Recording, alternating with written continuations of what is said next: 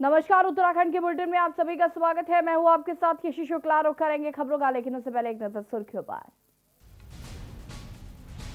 उत्तराखंड में तीर्थ मंत्रिमंडल में किसका बढ़ेगा कद? अब विभागों पर टिकी मंत्रियों की नजर, अंदर खाने खींचतान के आसार। 1 अप्रैल से होगा हरिद्वार कुंभ का आयोजन, अवधि में नहीं होगा परिवर्तन। मुख्यमंत्री तीरथ सिंह रावत कुंभ की तैयारियों को लेकर करेंगे बैठक। पहले शाही स्नान में नागा साधुओं ने गंगा में लगाई डुबकी, सीएम तीरथ सिंह रावत ने संतों पर बरसाए फूल। 17 मई से खुलेंगे केदारनाथ के कपाट, ऊखी मठ के ओमकारेश्वर मंदिर से हुई घोषणा। कपाट खोलने के लिए 13 मई को भगवान भैरवनाथ की होगी पूजा। दून रेलवे स्टेशन में ट्रेनों के जनरल कोच में अब सफर हुआ और आरामदायक, लगाए गए अत्याधुनिक वॉशरूम। सुविधा और सुरक्षित परिवहन को लेकर अनोखी पहल, 4 धाम यात्रा में चलेगी रोडवेज बसें, पहले चरण में चलेंगी 50 बसें। आप देख रहे हैं के न्यूज, खबरों का सारथी। और बुलेटिन की शुरुआत करेंगे बड़ी खबर से, और देहरादून से बड़ी खबर, जहां पर सीएम तीरथ सिंह रावत आज करेंगे सचिवालय में अहम बैठक। कोविड-19 और महाकुंभ को लेकर होगी चर्चा। महाकुंभ को लेकर तीरथ सिंह रावत के अहम प्रयास, तमाम आलाधिकारी व्यवस्थाओं को दुरुस्त करने में लगे। बड़ी खबर हम आपको बता रहे हैं देहरादून से, जहां पर सीएम तीरथ सिंह रावत आज करेंगे सचिवालय में अहम बैठक। कोविड-19 और महाकुंभ को लेकर होगी चर्चा, शासन से लेकर प्रशासन तक के आलाधिकारी होंगे उपस्थित।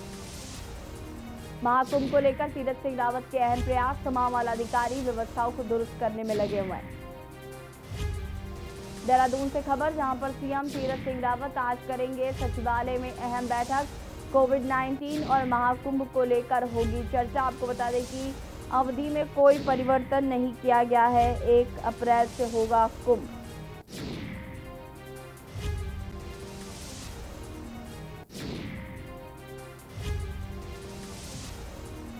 बड़ी खबर देहरादून से, सीएम तीरथ सिंह रावत लेंगे बैठक। कोविड-19 और महाकुंभ को लेकर इस बैठक में चर्चा की जाएगी।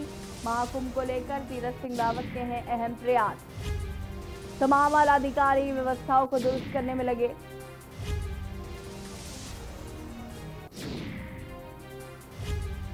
सीएम तीरथ सिंह रावत आज करेंगे सचिवालय में अहम बैठक। कोविड-19 और महाकुंभ को लेकर होगी चर्चा। महाकुंभ को लेकर तीरथ सिंह रावत के हैं अहम प्रयास।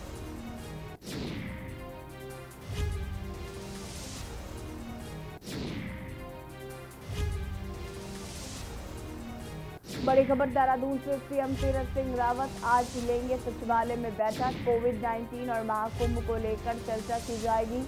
महाकुंभ को लेकर तीरथ सिंह रावत के हैं अहम प्रयास, तमाम आलाधिकारी व्यवस्थाओं को दुरुस्त करने में लगे। देहरादून से बड़ी खबर। और अब हरिद्वार से बड़ी खबर, 1 अप्रैल से हरिद्वार महाकुंभ शुरू होगा। 1 अप्रैल से हरिद्वार महाकुंभ की शुरुआत होगी। जल्द ही अधिसूचना जारी की जाएगी। बैरागी संतों के सामने कई मुश्किलें खड़ी हैं, नहीं लग पाए अभी तक बैरागी संतों के टेंट, खुले आसमान के नीचे हैं बैरागी संत।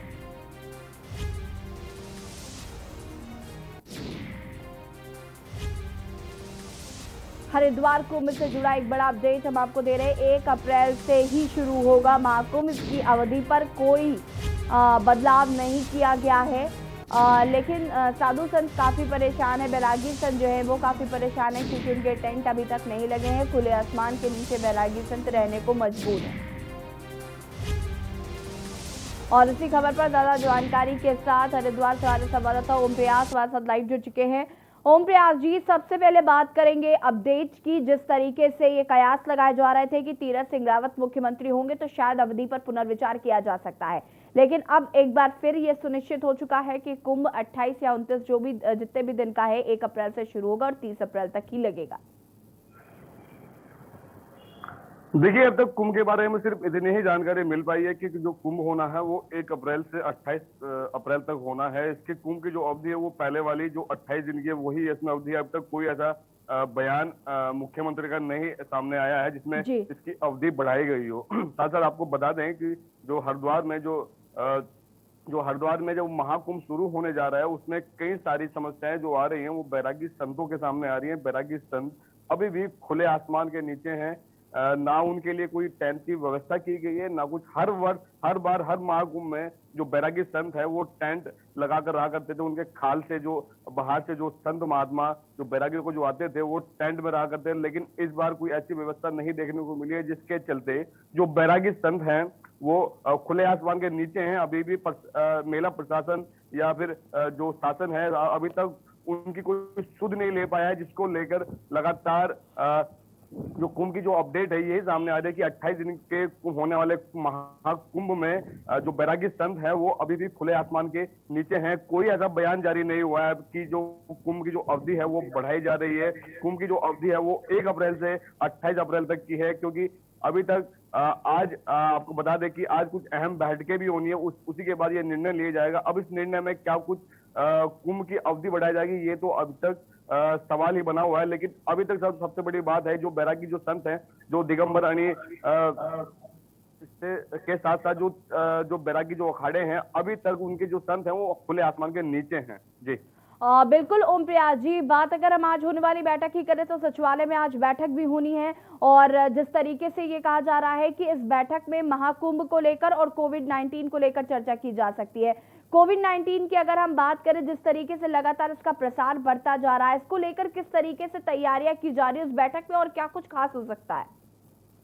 देखिए, बैठक की जो तैयारियां हैं वो देहरादून में ही होनी है। लेकिन हम बात करें हरिद्वार महाकुंभ की, तो हरिद्वार महाकुंभ में तमाम जो हरिद्वार है उसकी हरिद्वार की रूपरेखा बदल दी गई है। तमाम जो जितने भी जो घाट हैं, जितने भी सड़कें हैं, जो भी पुल हैं, सभी कार्य 90% तक पूरे हो चुके हैं। आपको बता दें कि पूरे शहर को केसरिया रंग में रंग दिया गया है। लेकिन साथ साथ में जो सबसे बड़ी खबर यह है कि जो बैरागी संत है वो अभी भी खुले आसमान के नीचे है। इंतजार कर रहे हैं किसी बयान का कि कोई बयान आए, क्योंकि इस तरह जो बैरागी संत है वो हजारों की तादाद में खुले आसमान के नीचे उनका रहना, ये कहीं ना कहीं अपने आप में बहुत बड़ी बात है। अब देखने वाली बात होगी कि आज की बैठक के बाद क्या कुछ निर्णय आना है। जो बैरागी संत है, क्या वो उनके लिए टेंट लगेंगे या फिर क्या कुछ व्यवस्था होगी, ये तो वक्त ही बताएगा। लेकिन अभी तक की सबसे बड़ी खबर यही है कि हरिद्वार में महाकुंभ होने जा रहा है और संत खुले आसमान के नीचे हैं। जी ओम प्रयास जी, बात अगर हम करें पेशवाई की, तो पेशवाइयों का दौर जो है वो अब खत्म हो चुका है। 11 मार्च को पहला शाही स्नान हमने देखा, वहां पर किस तरीके की भीड़ देखने को मिली? मैं चाहूंगी कि आप दर्शकों को बताएं कि उस दिन वहां किस तरीके से भीड़ रही, कैसे व्यवस्थाएं रही प्रशासन की, क्योंकि मरीज ज्यादा बढ़ रहे हैं, उसको लेकर क्या कुछ चेतावनी दी जा रही है, बॉर्डर्स पर किस तरीके से ख्याल रखा जा रहा है? देखिए, आपको बता दें कि जो महाशिवरात्रि पर्व पर शाही स्नान हुआ है उसमें सन्यासियों के 7 अखाड़ों जूना, अग्नि, आवान, निरंजनी, आनंद और आपको बता दें कि महानिर्वाणी और अटल अखाड़े ने के संतों ने यहाँ शाही स्नान किया।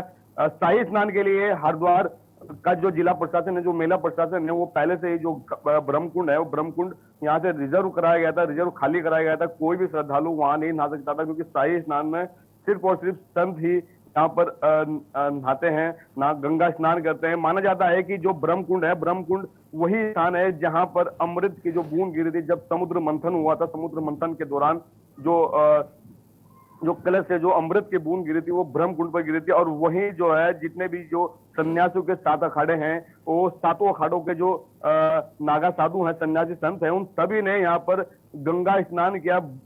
एक बहुत बड़ी संख्या में यहाँ पर संतों ने स्नान किया। साथ साथ बात करें हम सुरक्षा की, तो सुरक्षा के लिहाज से भी यहाँ पर जो जिला पुलिस है, साथ ही साथ जो मेला पुलिस है, सभी ने साथ में मिलकर ये स्नान संपन्न कराया। आपको बता दें कि यहाँ पर अर्धसैनिक बल भी लगाए गए थे, कई कंपनियां लगाई गई थी। इसमें उत्तर प्रदेश की 5 पीएससी और प्रदेश की जो 12 जो कंपनियां हैं वो पीएससी की लगाई गई थी। साथ साथ इसमें कई अर्धसैनिक बल भी इसमें तैनात किए गए थे वो सुरक्षा की दृष्टि से तो देखते हुए। लेकिन आपको बता दें कि ये जो शाही स्नान है ये कुंभ से बाहर है, क्योंकि अभी तक कुंभ की कोई अधिसूचना जारी नहीं हुई है। क्योंकि जो सुनने में जो आता है, जो साहब आपको बता दें कि जो कुंभ जो होना है वो 1 अप्रैल से होना है, तो इसी के चलते जो अधिसूचना जारी हुई है, जो जारी होगी वो कुंभ की होगी। हालांकि ये स्नान शाही स्नान था, लेकिन ये कुंभ की कुंभ से बाहर है। ये सिर्फ महाशिवरात्रि का शाही स्नान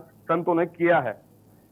बिल्कुल ओम प्रयास जी, बात अगर हम करें जिस तरीके से अवधि तो जरूर नहीं बढ़ाई गई है, लेकिन क्या वो जो 10 लाख वाला कॉन्सेप्ट था कि 10 लाख ही लोग हरिद्वार में रुक सकते हैं कुंभ मेले के दौरान, उस पर कुछ चेंजेस किए जा सकते हैं क्या? देखिए, बैठक के बाद ये सभी निर्णय लिए जाएंगे कि एसओपी में क्या कुछ बदलाव होना है, क्या कुछ नहीं होना है। हालांकि इसके बाद आपको बता दें कि जो हरिद्वार का जो व्यापारी वर्ग है, उन्होंने मुख्यमंत्री तीरथ सिंह रावत से एक उम्मीद जगाई है, और उन्होंने यहाँ पर एक प्रेस वार्ता कर ये जानकारी भी दी थी कि जो कुंभ की जो अवधि है वो बढ़ाई जाए। साथ ही साथ जो जिस तरह से कोविड-19 के जो नियम है उसमें भी बदलाव होने की जो इस बैठक के बाद लोग आशंका लगा रहे हैं कि बैठक के बाद कुछ इसमें रियायत दी जाएगी। हालांकि ये सब तो बैठक के बाद ही साफ होगा कि क्या कुछ वहां से बयान आएगा, क्या कुछ नहीं बयान आना है, ये सब उसके बाद ही तय होगा। हालांकि लेकिन इसमें देखने वाली बात यह है कि मुख्यमंत्री बदलने के बाद इस तरह से व्यापारियों ने मुख्यमंत्री का धन्यवाद जताया है कि वो हो सकता है कि जिस तरह से कोविड-19 के नियमों में कुछ बदलाव किए जाए। जो यात्री जो बाहर से आएंगे, जिस तरह से पोर्टल पर उनका रजिस्ट्रेशन कराना अनिवार्य है, 72 घंटे की कोरोना नेगेटिव रिपोर्ट लाना अनिवार्य है, अन्यथा आपको हरिद्वार की सीमाओं के अंदर प्रवेश नहीं कराया जाएगा। अर्धसैनिक बल और पुलिस प्रशासन जो जिस तरह से बॉर्डर्स पर जो लगाए गए हैं वो आपको बॉर्डर से ही वापस कर देंगे। तो इसमें तमाम सवाल हैं जो आज की बैठक के बाद साफ होने हैं।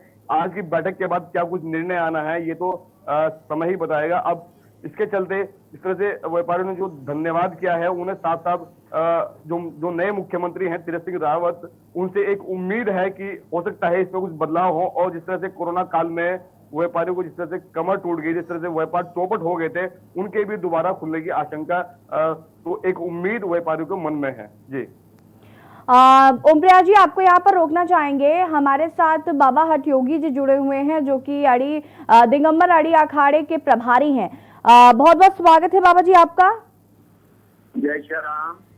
आपसे जानना चाहेंगे जिस तरीके से कुंभ मेले की जो सबसे पहला सवाल कि कुंभ मेले की जो अवधि है उस पर अभी भी संशय जो था वो बरकरार था, क्योंकि तीरथ सिंह रावत अब मुख्यमंत्री हो गए, तो कहीं ना कहीं एक उम्मीद जताई जा रही थी कि शायद इसकी अवधि को बढ़ाया जाएगा, लेकिन अवधि वही रहेगी। तो इसको लेकर आपको क्या कहना है? देखिए, जहाँ तक बैरागी अणी अखाड़ों की बात है, सरकार और प्रशासन दोनों ही उसका एक तरह से नजरअंदाज कर रही है। किसी तरह की तैयारी नाम मात्र की वहाँ है नहीं। अभी टेंटों का कोई मतलब चलो नहीं लगा रहे हैं, लेकिन बाकी जैसे भी लगना चाहिए वो भी नहीं लगे हुए हैं। और बाकी शासन प्रशासन थोड़ा उदासीन हो रहा बैरागियों के प्रति, तो पता नहीं क्यों इस तरह का कार्य कर रहे हैं। और जो हरिद्वार की कुंभ की शोभा है वो बैरागी अणियों से ही है, क्योंकि ये सब खाल से बाहर पड़ते हैं, इन लोगों की छावनियां बाहर लगती है। ऐसे में ये दिव्य और भव्य कुंभ की जो कल कह रहे हैं, एडवर्टाइजमेंट भी देख रहा हूँ मैं, अभी यहाँ एयरपोर्ट पे हूँ, धर्मगिरी में आतंक महाकुंभ बुला रहा है, लेकिन ऐसी स्थिति में कैसे आएंगे? इस तरह की प्रशासन की उदासीनता के कारण ये कुंभ कैसे सफल होगा, मुझे नहीं दिखता है। क्योंकि मैं तीनों अणियों का प्रभारी होने के कारण मुझे बड़ा दुख है इस बात का कि कोई भी व्यक्ति, जो जिम्मेदार व्यक्ति है, इस बात को मतलब ले नहीं रहा है। जी आपको देना चाहिए। जी हठ योगी जी, इसमें कोई दो राय नहीं है कि कुंभ मेले की जो शोभा है वो साधु संतों से ही बनती है, लेकिन जिस तरीके से अब अवधि कम की गई है, क्योंकि कहीं ना कहीं कोरोना का जो खतरा है वो भी बहुत ज्यादा देखने को मिल रहा है, और अभी इस तरीके की कोई अधिसूचना जारी भी नहीं हुई है कि आगे क्या कुछ होगा। बाबा जी, आपसे जानना चाहेंगे, जिस तरीके से कुंभ में अभी कुछ साधु संतों को उनके टेंट नहीं बन पाए हैं, वो खुले आसमान के नीचे रहने को मजबूर हैं, इसको लेकर आपको क्या कहना है?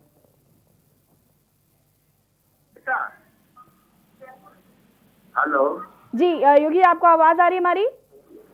हाँ, आवाज तो आ रही है, पर ये स्पीकर चालू हो गया था तो मैं उसमें सुनाई कम दे रही हूँ। जी बाबा जी, आपसे जानना चाहेंगे, जिस तरीके से कुछ जो साधु संत हैं उनको टेंट नहीं मुहैया हो पाए हैं, बैरागी जो संत हैं उनके टेंट नहीं बन पाए हैं, वो खुले आसमान के नीचे रहने को मजबूर हैं, इसको लेकर क्या कहना है? साला टेंट या टेंट भी लगे तो 3 लगेंगे, बाकी 3 लगाएंगे। गवर्नमेंट ने भी पूरे टेंट लगाए। गवर्नमेंट कह भी रही है, प्रशासन भी कह रहा है कि कोविड का टीका आ गया है, हम 1 लाख टीके मंगवा भी रहे हैं। बाकी रैलियां हो रही है, इतनी बड़ी रैलियां हो रही है। प्रधानमंत्री की रैली हुई 10 लाख लोग बता रहे थे। ऐसी स्थिति में आप अब उनका जो कोरोना का मानक है उसके दूरी का है। अभी मैं एयरपोर्ट में इतनी भीड़ है, एक लोग मतलब लाइन में खड़े हैं, तो ऐसे जुड़े हुए खड़े हुए हैं, कोई पालन नहीं हो रहा है। खाली एक कुंभ के लिए इस तरह की चीजें, कोरोना का महामारी है, वो भी विश्व महामारी है, तो हम उसका पालन करेंगे, लेकिन इतना भी सख्ती नहीं करो कि कुंभ फेल हो जाए।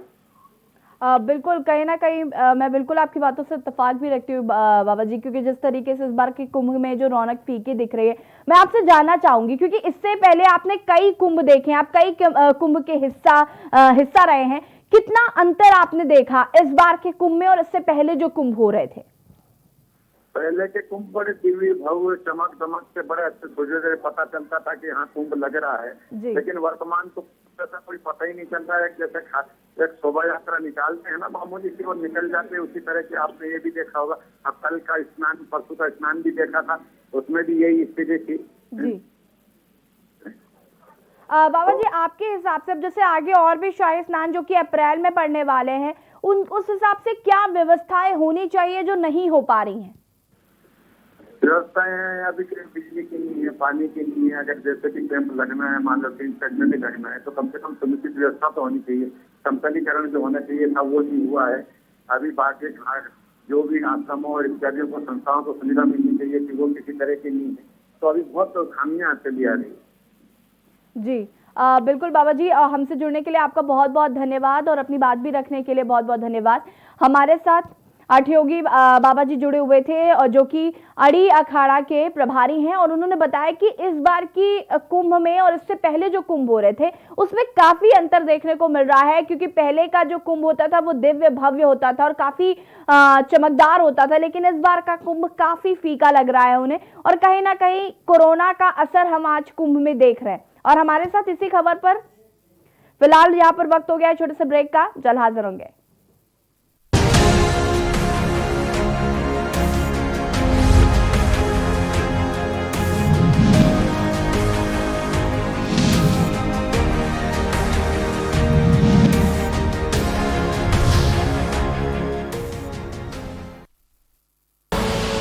आप देख रहे हैं के न्यूज, खबरों का सारथी।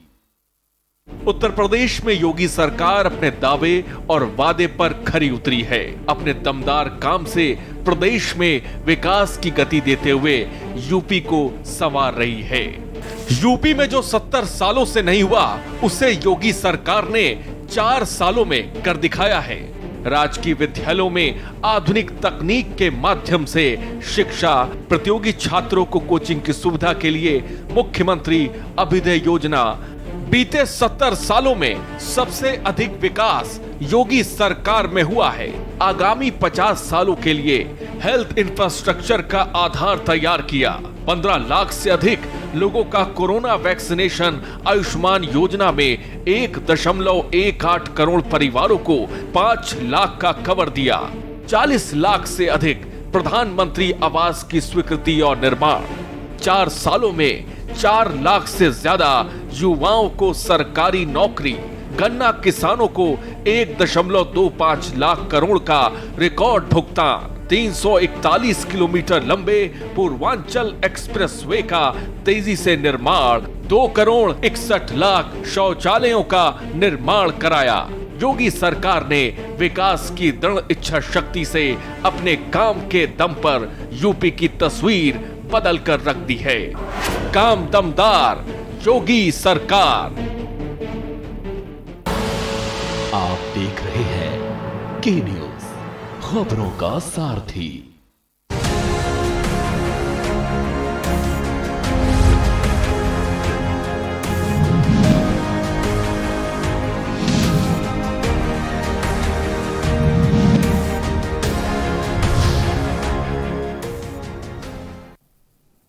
ब्रेक ब्रेक के बाद एक बार फिर से आप सभी का स्वागत है और खबर हरिद्वार से है, जहां पर शिकायतों के बाद हरकत में आए स्वास्थ्य विभाग ने मेडिकल स्टोर पर छापेमारी कर नशीली दवाइयों का जखीरा बरामद किया है, जिसके बाद ड्रग इंस्पेक्टर ने मेडिकल स्टोर पर ताला जड़ दिया। हरिद्वार की रानीपुर कोतवाली की गैस प्लांट चौकी क्षेत्र में ड्रग इंस्पेक्टर ने एक मेडिकल स्टोर पर छापेमारी की, जिसके बाद मेडिकल स्टोर से काफी मात्रा में नशे की दवाई बरामद हुई।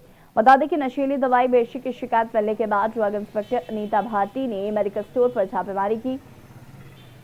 वहीं ड्रग इंस्पेक्टर अनीता भारती ने बताया कि स्टोर पर काफी मात्रा में NRX दवाइयां मिली हैं, जिसकी किसी भी जगह कोई एंट्री नहीं मिली है। ड्रग इंस्पेक्टर बताती हैं कि मेडिकल स्टोर पर कोई भी फार्मासिस्ट नहीं है, इसलिए मेडिकल स्टोर को सीज कर दिया गया।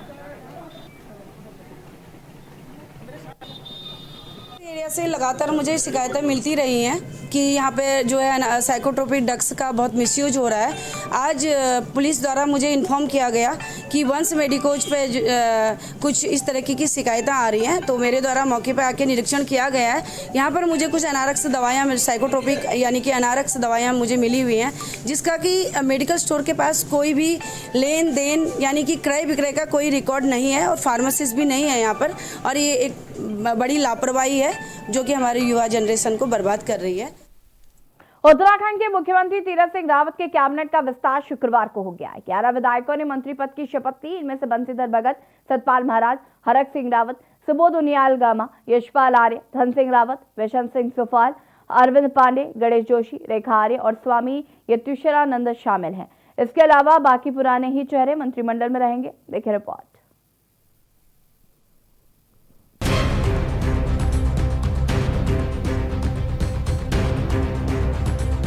उत्तराखंड में तीरथ सिंह रावत की कैबिनेट का गठन हो गया। टीम 11 में 8 मंत्रियों और 3 स्वतंत्र प्रभार राज्य मंत्रियों को जगह दी गई। देहरादून में राजभवन में भव्य शपथ समारोह का आयोजन किया गया, जहां सारी अटकलों पर विराम लग गया। डिप्टी सीएम के अटकलों के दरकिनार करते हुए तीरथ सिंह की कैबिनेट में सिर्फ 11 मंत्रियों को शपथ दिलाई गई। सबसे पहले सतपाल महाराज को कैबिनेट मंत्री की शपथ दिलाई गई। सतपाल महाराज उत्तराखंड के वरिष्ठ राजनेताओं में से एक हैं। साल 2004 में लोकसभा चुनाव से पहले ही सतपाल महाराज से कांग्रेस सांसद रहते हुए पार्टी छोड़ दी और बीजेपी में शामिल हो गए।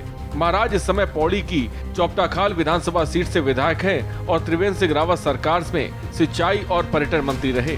सतपाल महाराज के बाद दूसरे नंबर पर बंशीधर भगत को शपथ दिलाई गई। 6 बार के विधायक बंशीधर भगत इस समय नैनीताल की कालाडूंगी विधानसभा से विधायक हैं। भगत को प्रदेश अध्यक्ष के पद से हटाकर मदन कौशिक को प्रदेश अध्यक्ष का प्रभार दिया गया है। अब उन्हें कैबिनेट मंत्री बनाया गया है। हालांकि भगत इससे पहले उत्तर प्रदेश और फिर उत्तराखंड की पहली सरकार और बाद में खंडूरी सरकार में भी मंत्री रहे। तीसरे नंबर पर हरक सिंह रावत को शपथ दिलाई गई। वर्तमान में कोटद्वार से विधायक हरक सिंह रावत साल 2017 में कांग्रेस छोड़ बीजेपी में शामिल हुए। हरक सिंह पूर्व की कांग्रेस सरकारों में भी मंत्री रहे। साथ ही त्रिवेंद्र सिंह रावत सरकार में वन श्रम के साथ ही आयुष विभाग के मंत्री भी रहे। शपथ समारोह में चौथे नंबर पर कैबिनेट में बिशन सिंह चुफाल को शामिल किया गया। बिशन सिंह चुफाल पिथौरागढ़ की डीडीहाट सीट से विधायक हैं और 5 बार के विधायक। चुफाल पार्टी के पूर्व प्रदेश अध्यक्ष और पूर्व की सरकारों में कैबिनेट मंत्री रह चुके हैं। हालांकि पिछली त्रिवेंद्र सिंह रावत सरकार में चुफाल मंत्री बन पाए थे। राज्यपाल बेबी रानी मौर्य ने 5वें नंबर पर यशपाल आर्य को शपथ के लिए आमंत्रित किया। उधम सिंह नगर के बाजपुर से विधायक यशपाल आर्य कांग्रेस के कद्दावर नेता रहे, लेकिन साल 2017 में कांग्रेस छोड़ बीजेपी में शामिल हो गए। दलित पृष्ठभूमि से आने वाले यशपाल आर्य 2017 में बनी त्रिवेंद्र सिंह सरकार में उन्हीं परिवहन और समाज कल्याण विभाग के मंत्री रहे।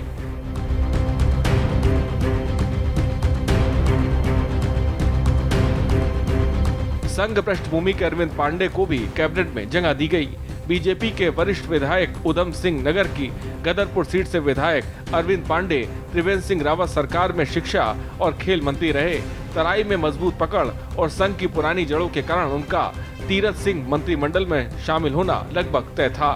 7वें नंबर पर सुबोध उनियाल ने कैबिनेट की शपथ ली। टिहरी की नरेंद्र नगर सीट से विधायक सुबोध उनियाल साल 2017 में कांग्रेस छोड़ बीजेपी में शामिल हुए।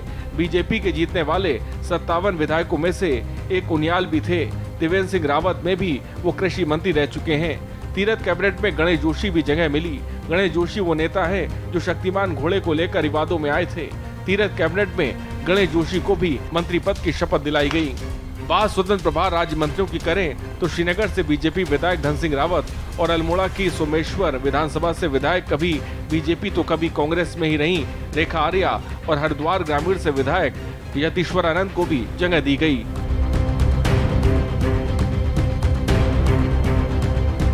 स्पेशल डेस्क के न्यूज।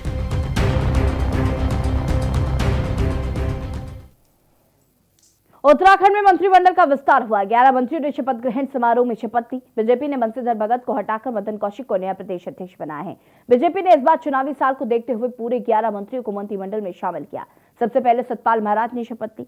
कुल 8 कैबिनेट और 3 राज्य मंत्री ने शपथ ली। शपथ के बाद मीडिया से बात करते हुए मंत्रियों ने क्या कुछ कहा वो भी आपको सुना दें। मंत्रिमंडल का विस्तार हुआ, जल्दी से विभागों का भी बंटवारा हम लोग कर देंगे और उसके बाद क्षेत्र का विकास, चौमुखी विकास और जो 4 वर्ष के अंदर भारतीय जनता पार्टी ने काम किया, हमारी सरकार ने, पूर्ववर्ती सरकार ने, निश्चित है उन कामों के आधार पर उनको आगे बढ़ाते हुए जनता के बीच में जाएंगे और वही नया आयाम और जो प्रधानमंत्री का ड्रीम प्रोजेक्ट है उसको लेकर के क्षेत्र में और जनता के बीच में और 2022 हम लोग फतेह करेंगे, 2/3 बहुमत से जीतेंगे। मैं सबसे पहले तो मैं अपने राष्ट्रीय नेतृत्व का, माननीय मोदी जी का,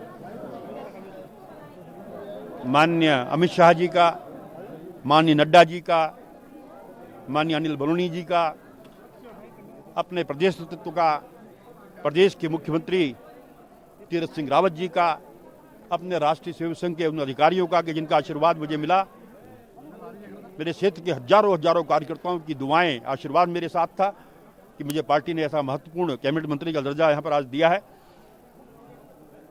मैं एक भूतपूर्व सैनिक हूँ और मैं तीरथ सिंह रावत जी का भारतीय जनता पार्टी का सिपाही हूँ। मैं आपके चैनल के माध्यम से अपने नेतृत्व को भरोसा दिलाता हूँ कि जिस विश्वास के साथ मुझे जिम्मेदारी दी है, मैं पूरी ईमानदारी से काम करेंगे, दिन रात काम करेंगे और एक बार फिर तीरथ सिंह रावत के नेतृत्व में भारतीय जनता पार्टी की सरकार इस प्रदेश के अंदर बनेगी। नौकरशाही हावी गई है, दे गई है, यह विषय कभी नहीं आया। अगर जो ये विषय होता तो त्रिवेंद्र सिंह जी के मुख्यमंत्री रहते हुए बड़े से बड़े अधिकारी जेल के सलाखों के पीछे नहीं जाते।